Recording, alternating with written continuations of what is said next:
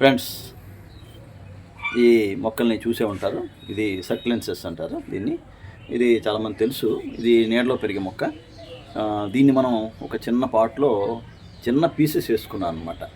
ఇది విధంగా పెరిగింది. ఈ పాట్ ఇప్పుడు చాలదు దీనికి, కాబట్టి రీపాట్ చేయాలి తప్పదు. కాబట్టి రీపాట్ చేసేటప్పుడు మనం జాగ్రత్తగా చేసుకోవాలి. అందుకే ఈ పాట్ నుంచి దీన్ని రీపాట్ చేస్తున్నాను.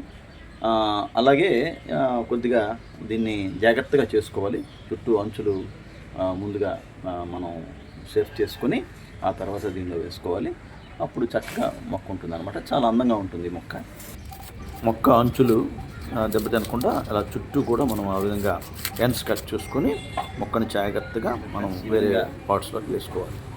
రీపాట్ చేసుకొని మళ్ళీ కొద్దిగా మట్టి, కోకోపిట్ అని వేసుకొని ఈ మొక్కలోంచి మళ్ళీ మరో మొక్కని, మనం కొత్త మొక్కని తయారు చేసుకున్నాం.